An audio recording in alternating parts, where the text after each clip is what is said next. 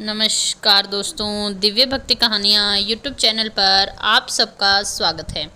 दोस्तों, आज मैं आपको एकादशी के दिन पद्मिनी एकादशी व्रत कथा सुनाने वाली हूँ। तो चलिए कहानी शुरू करते हैं। धर्मराज युधिष्ठिर कहने लगे कि हे जनार्दन, आपने सभी एकादशियों का विस्तार पूर्वक वर्णन कर मुझे सुनाया, अतः अब आप कृपया करके मुझे अधिक मास के शुक्ल पक्ष की एकादशी का नाम बताइए, इसकी विधि बताइए और इसके बारे में सब कुछ बताइए। श्री भगवान बोले, हे राजन, अधिक मास में शुक्ल पक्ष में जो एकादशी आती है वह पद्मिनी अथवा कमला नाम से जानी जाती है।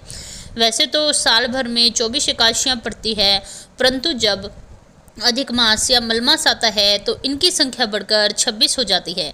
यह एकादशी करने के लिए दशमी के दिन से ही व्रत आरंभ करके कांसे के पात्र में जो चावल आदि का भोजन करे तथा नमक न खाएं, भूमि पर सोएं और ब्रह्मचर्य व्रत का पालन करें। एकादशी के दिन ब्रह्म मुहूर्त में शौच आदि से निवृत्त होकर दंत धावन करें और जल के 12 कुरले करके शुद्ध हो जाएं। सूर्य उदय होने से पूर्व उत्तम तीर्थ में स्नान करने जाएं। उसमें गोबर, मिट्टी, तिल तथा कुशा व आंवले के चूर्ण से विधि पूर्वक स्नान करें। श्वेत वस्त्र धारण करके भगवान विष्णु के मंदिर जाकर पूजा अर्चना करें। भगवान कृष्ण बोले, पुरुषोत्तम मास में अनेक पुण्यों को देने वाली एकादशी का नाम पद्मिनी है। इसका व्रत करने पर मनुष्य कीर्ति प्राप्त करके वैकुंठ को जाता है, जो मनुष्य के लिए भी दुर्लभ है। हे राजन, ध्यानपूर्वक इस कथा को सुनो। हे मुनिवर, पूर्व काल में त्रेता युग में हय नाम का राजा के वंश में कृतवीर्य नाम का एक राजा महिष्मतिपुरी में राज्य करता था।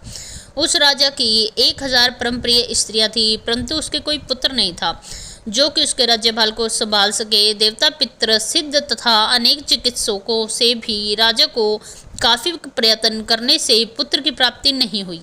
तब राजा ने तपस्या करने का निश्चय किया। महाराज के साथ उनकी परम प्रिय रानी, जो इक्ष्वाकु वंश में उत्पन्न हुई राजा हरिश्चंद्र की पद्मिनी नाम वाली कन्या थी, राजा के साथ वन में जाने को तैयार हो गई। दोनों अपने मंत्री को राज्यभार सौंपकर राशिवेश त्याग कर मंदगादन पर्वत पर तपस्या के लिए चले गए।